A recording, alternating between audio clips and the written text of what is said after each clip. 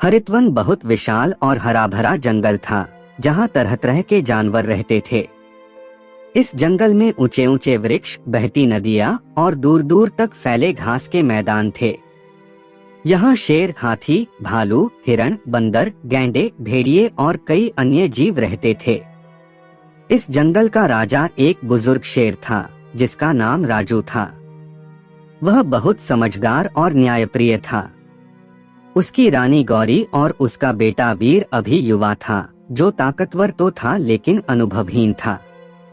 राजू ने वर्षों तक जंगल पर शासन किया था और उसकी बुद्धिमानी के कारण सभी जानवर सुख शांति से रहते थे। लेकिन हर जगह शांति हमेशा के लिए नहीं रहती। जंगल के एक कोने में एक चालाक और खतरनाक भेड़िया रहता था, जिसका नाम कालू था। वह हमेशा सोचता था कि जंगल पर उसका राज होना चाहिए। वह शेरों से नफरत करता था और उनके विरुद्ध षड्यंत्र रचने की योजना बना रहा था। कालू अकेला नहीं था। उसके साथ कई लकड़बग्घे, गिद्ध और चालाक लोमड़ियां भी थीं, जो उसकी बातों में आ गई थीं। कालू ने जंगल में धीरे धीरे अफवाहें फैलानी शुरू कर दी। उसने जानवरों के बीच यह कहकर भ्रम फैलाना शुरू किया कि शेरों का शासन अब कमजोर हो गया है। कुछ भोले भाले जानवर उसकी बातों में आने लगे। जंगल के कई हिस्सों में डर का माहौल बनने लगा।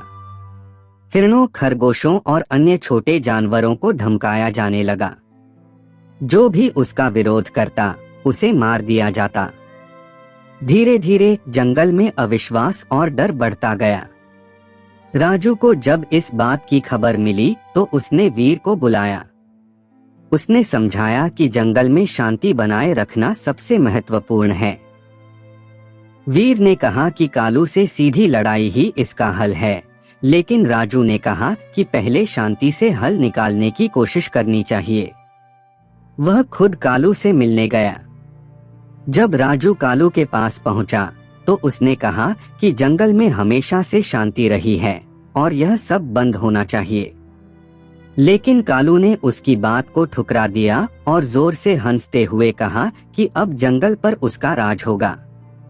उसने साफ शब्दों में कह दिया कि अगर शेरों को अपनी सत्ता बचानी है तो उन्हें युद्ध के लिए तैयार रहना होगा। राजू समझ गया कि अब कोई और रास्ता नहीं बचा है। उसने जंगल के सभी जानवरों को इकट्ठा किया और उनसे कहा कि अब उन्हें अपने जंगल को बचाने के लिए लड़ाई लड़नी होगी। वीर और बाकी जानवरों ने तैयारी शुरू कर दी। दूसरी ओर कालू ने भी अपनी सेना को तैयार कर लिया। युद्ध का दिन आ गया। जंगल के बीचों बीच दोनों सेनाएं आमने सामने खड़ी थीं। एक ओर शेर, हाथी, भालू और बंदर थे, तो दूसरी ओर भेड़िए, लकड़बग्घे और गिद्ध। युद्ध शुरू हुआ तो चारों तरफ शोर मच गया। शेर और भेड़िए आपस में भिड़ गए। हाथी अपने पैरों से लकड़बग्घों को कुचल रहे थे। बंदर पेड़ों से कूद कूद कर गिद्धों को गिरा रहे थे। वीर और कालू आमने सामने आ गए। कालू चालाक था। उसने वीर पर अचानक छल से हमला किया और उसे घायल कर दिया। लेकिन वीर ने हिम्मत नहीं हारी। उसने पूरी ताकत लगाकर कालू को जमीन पर गिरा दिया और उसकी गर्दन अपने पंजों में जकड़ ली। कालू कराह रहा था, लेकिन वीर ने उसे मारने के बजाय कहा कि अगर उसने दोबारा जंगल में अशांति फैलाने की कोशिश की तो उसे हमेशा के लिए भगा दिया जाएगा। कालू की सेना हार चुकी थी। सारे भेड़िए और लकड़बग्घे भाग खड़े हुए। जंगल में फिर से शांति आ गई। राजू ने वीर को जंगल का नया राजा बना दिया। वीर ने घोषणा की कि अब से जंगल में कोई भी किसी पर शासन नहीं करेगा। सबको बराबरी का हक मिलेगा और जो भी नियम तोड़ेगा उसे सजा मिलेगी। धीरे धीरे हरितवन फिर से खुशहाल हो गया। सभी जानवर खुशी खुशी रहने लगे।